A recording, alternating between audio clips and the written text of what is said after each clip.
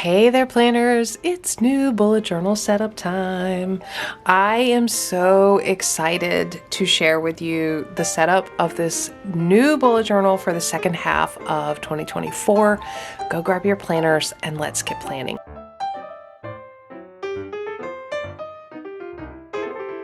Is there anything better than setting up a new planner?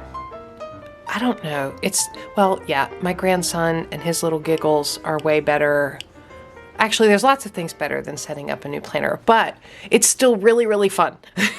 And it's that time of year. So we're halfway through 2024, and it is time to set up a new bullet journal for me. I recently did a video all about a planner stack update where I talked about kind of where I am with bullet journaling and how I've fallen back in love with it. I will have some videos linked down below. I'll have my planner stack update as well as some bullet journaling videos listed down below. I've been in this bullet journal since very early spring, in the first quarter of the year. Fell back in love with it completely, have loved it, and because of that decided to stick with it for the rest of the year. I bought the same brand. This is a Vivid Scribbles brand that I found and discovered on Amazon. It is a A5 dot grid notebook with 160 GSM pages, 200 pages. Like, it just checks all the boxes, and it's really good quality, and it's beautiful too. So anyway, I debated a lot about whether I should film the actual setup. I did not. I have already set this up with all of my standard setup pages. And the reason I did that is because it took me forever. I have been working on this forever. And not only did it take forever, but I made such a mess. Like, I had multiple tables and surfaces and the floor covered in paper and markers. It was just like, it is creative chaos when I set up a bullet journal like this, because I really pour into it and I very much enjoy it. And I want to share with you all the parts and pieces of my planning system, but I also have to keep in mind that I have to enjoy it. And for me, the freedom of just being able to get messy, work on it little bits and pieces at a time as the inspiration strikes me, that was really important. So for all of those reasons, I did not film the actual setup process of each of the pages, but I am going to flip through them, what it turned out like, and show you how I'm using this, how I've set this up and how I'm going to use those initial pages. Now, I know this is like a ton of buildup. Here, I'll open up to the front so you can see this gorgeous washi dashboard as I'm talking about it. I have slowly morphed from having multiple planners in 2023 to really wanting to have almost everything in this single notebook. And I figured that out in the first half of the year as I was using this notebook, that I kept moving things into here, and I found myself just wanting to take just this and my phone. It's all I wanted with me when I'm out and about. And because of that, I have set this up intentionally to support that even more, to have everything in here, which meant more setup pages initially, which is part of the reason why it took so long. So I'm going to go through and talk about, this is probably going to be a pretty long video, probably pretty chatty. So, get your planner, do some planning yourself, or some setup. And I'm going to talk about how I've set everything up, how I plan on using it, why I set it up that way. And of course, I'll mention the supplies. I'll have all my supplies listed down below in the description box too. So, all right, let's get started. There are parts of this planner that are going to be purely decorative, like this. This page is very, very decorative. Doesn't serve a lot of function. I mean, yes, I have a pocket here. So I have this cute little Coffee Monster Co. sticky pocket. And I have some tabs that I will use, yearly, monthly, daily, weekly tabs. But for the most part, this is just decorative. And that you're going to find that in my setup. There are parts and pieces that are just decorative because I find that I am more likely to use a planner that is pretty. It's just the way I am, or that I think is pretty, or that I have poured myself from a creative aspect into. However, there are also very functional parts and pieces, because I think what makes me the most productive and successful is to have that balance of pretty and decorative, creative and functional. So that's what you're going to find here. That's my planning style. You'll see that in every part of my planning system. There's a bit of decor, and there's a bit, even in my work planning system, there's just a hint of decor there, because I need that to want to feel engaged with the planner tool. Okay, I did a washi dashboard. I found this amazing set of Galaxy washi on Amazon. And when I saw this notebook, and like all the Galaxy vibes, right? So pretty. When I saw this notebook, I thought, oh, I gotta have some Galaxy washi. And I found this incredibly affordable, wonderful set of Galaxy washi with all the colors, and knew I had to have that. So you're going to actually see this washi all throughout this setup. But what I did is took a piece of sticker paper, and here's the second half, the back page. I took a piece of sticker paper and I put all the washi in strips, made the washi dashboard on that, and then cut it in half and peeled it off and stuck it down there. You can also just put your washi dashboard directly on the page. I just find this is a little bit easier to work with, and I also find that it sticks better, because when you have the washi tape can sometimes be, especially if it's inexpensive, can be not the stickiest, but when it's stuck on the sticker paper, I find that it sticks better. So that's what this is. Again, purely decorative. My first page is an inbox page. I've got some sticky tabs here because I love tabbing things. I tab a lot of things in my planner so that I can come back to them. And I also have some sticky notes here that I can pull from and use. Looks like some sticky notes fell off there. I'm not really sure what's happening there. But anyway, let's actually add some. So I've got this great sticky note ball from Amazon, from Erin Condren, and it's got still so many sticky notes. But like, who doesn't love a good sticky note ball? Okay, put those right there.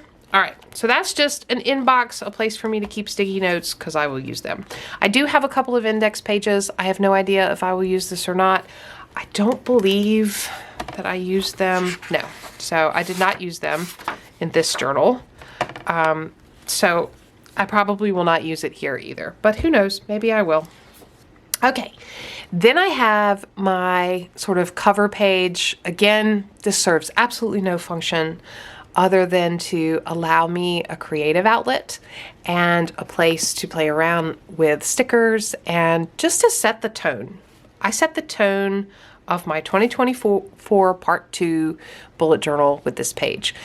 This is marker. I did use a white gel pen, and then these are stickers. I got some great sticker kits, which I'll have listed down below. This is actually washi stickers. I'll have those listed down below, some Galaxy themed, and you'll see those throughout. But had a lot of fun doing this, and just thought this was super, super fun. Okay. Now we get into some more functional pages. I did my year at a glance, and what I've done is the second half of 2024 and the first half of 2025. I've also listed out holidays that way, so I've got the remainder of 2024 holidays and then the first half of 2025 holidays listed here. You're going to see a lot of stamps because I really don't love my handwriting, so I try to use stamps where I can. I've also got some stickers. These stickers are from Virgo and Paper. These are Virgo and Paper stickers, monthly headers, and I use those. And then I just drew in the little calendars because I'm a glutton for punishment. That's so tedious, but you'll see that I actually did it a couple of times. There's something cathartic about it, even though it is tedious. So these are for reference. I do like to have these for quick reference if I need it. I will come back to the holidays. I kind of like to cross them off as they are occurring. So this is kind of standard bullet journal fare here. Okay. Future log. I only did the future log through January of 2025. This book, I know from this first one, will only last me 6 months. So I am capturing things here, And this is a bit duplicative. I love to have this, but this is a bit duplicative of my Google Calendar. I keep a Google Calendar with myself and my family. We plug our activities and events there, and that's really kind of my go-to. But I will use this as a secondary if I have this with me and it's just easier to write something down here. I'll write it down here. I also like to see it in kind of looking at the bigger picture. It helps me on a Google Calendar, you know, I can get that monthly view or the list view, but it's hard to see like 6 months at a time. This visually helps me see 6 months at a time, where I can see, okay, September is going to be a busy month. We don't have a lot going on in January, you know, like I can see it like that. So that's helpful to me too. Again, drew the calendars. Yep. I don't know what it is about those calendars. Okay, this is purely for fun, but it's probably my favorite page here. This is my sort of family dashboard, vision board, you know, what keeps me motivated, why I have the goals that I have. These are my most precious people in the world, especially this little guy. My baby grandson, so adorable. He's growing so fast already. These pictures look old, but this I have this in here for when I just need to pick me up. I can come here and see my little puppy. Yeah, this is my favorite page. Okay, so make sure you have some place in your planner that you can just turn to when you need to pick me up. That's what this is for me. Okay, then I have my goals. I actually did, I'll turn it this way for a second. I did my word of the year across the top here, and I just did that on silver paper. All of this paper came in a scrapbooking paper pack, a galaxy themed paper pack. So I just, you know, glued that in and then did my word of the year here. And then I have my goals. And I have 5 major goals this year. You'll see that those are written out in the colored ink, my 5 major goals. And then I just took the time to put like a few bullet points under each one of what I think the focus area will be in those goals for the remainder of the year. Like things that I need to try to accomplish in the remainder of the year, or how those goals will apply for the remainder of the year. So goals page, this is great. I use this quite a bit. It's not just a page I set up and don't come back to. I actually come back to this page every month because I'm setting up a goals page in every month, and I will come here, look at the list of things that I was thinking about, and sort of apply that goal to the month with some very specific monthly items. So this is a page that I use quite a bit. So I will definitely be coming back to this. All right. You guys know, of course, I'm never going to have a planner set up without a reoccurring task list. So I've got my reoccurring task. I've got yearly, monthly, and weekly. I included, you won't see daily here. Usually I do have daily. I just decided to plug daily into weekly. There's a lot of overlap there anyway. I'm doing weekly setups for the most part right now. I'm not really using daily pages that much. Isn't it funny how you kind of go in and out of different planner seasons? A couple of years ago, I could not have imagined living without a daily page, and now I'm planning on a weekly basis, and I can't imagine trying to have a daily page every day. But anyway, so I've got my recurring task list. This is probably one of the most important planner tools in my productivity system. And I have talked a lot about reoccurring tasks. I've got a couple of videos on how to set one up. I will have those listed down below if you are wondering what this is or why you would have this. But these are things that no longer take up space in my brain. There's a lot of things I don't have to remember anymore because I can come here and they're safely here for me to pull into my life as needed. That's the best way that I can describe it. And I don't know about you, but I need every bit of space in my brain that I can get. Okay, go-to dinners. I've got my list here. I actually gave myself 2 pages this time because seasonal, I'm thinking about using this seasonally or as new ideas come in that I want to capture. I didn't feel like 1 page was quite enough in my planner that I had set up for the first half of the year. So I've got the list started, but I will keep going with this list. Air fryer cheat sheets, that's in there. Okay, master grocery list. This is not for actual grocery shopping. This is for remembering the things that I need to put on the grocery list. So there are some things that we just don't buy every time, like sugar, for example, or vinegar. Not something I need every time I go to the grocery store, but there are times when we run out and I need it. So I've got a list here, kind of a master list for reference. And then we have a master video ideas. So I'm always thinking of ideas when I'm not like sitting down and working actively on making videos for this channel. And so I just wanted a place to keep a running list of ideas for this channel. Speaking of that, if there's something you'd like to hear about, I feel like I don't ask this often enough, but you guys are so good about having great discussion in the comments of these videos that I always get ideas. You'll ask questions and I always get ideas of videos to make in the future. But if you have a video that you'd like to see me make or something that you'd like to hear more about, maybe something in my planner system or something, you know, about how I set things up or the way I do, just whatever, please leave that down in the comments below. I'd love to hear your thoughts and ideas. I get so much inspiration from all of you. So anyway, it's a wonderful community. You should consider subscribing if you haven't already. Okay, homeschool attendance record. My youngest daughter is, she's 16, but she is homeschooled technically. So we do have to, in the state I live in, have to keep an attendance record. So this is my attendance record for her. And then also a place to list her volleyball tournaments and schedule for the remainder of the year. I love this little alien guy here. He's so cute. These washi stickers are so adorable in here. I really had fun with them. Okay, and then golf tracker for my husband. That's one of his major hobbies. And so I like to keep up with the date he played, the score, the course he played, and any notes. And we love to look back on that. It's very fun to look back because sometimes he'll be a little down on himself. And I'm able to say, honey, the last time you played this course, you only scored a whatever. And, you know, so it's fun. It's something I like to, it's his hobby, but this is how I stay engaged in it. I have a list of date night ideas and family fun places to go for us here. So this is just as I learn about new things or when we all of a sudden find we have some time together as a family, I can quickly come and look at that.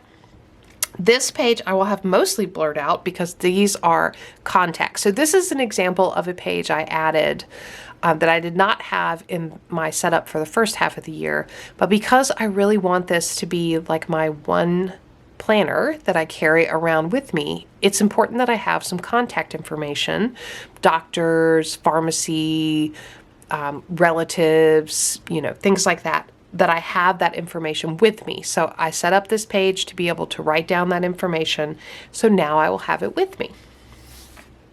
All right, I've got a to read list and a to watch list. I love keeping these. These are things I can just add to. They're good reference pages to come back to, you know, if I'm looking for something to read.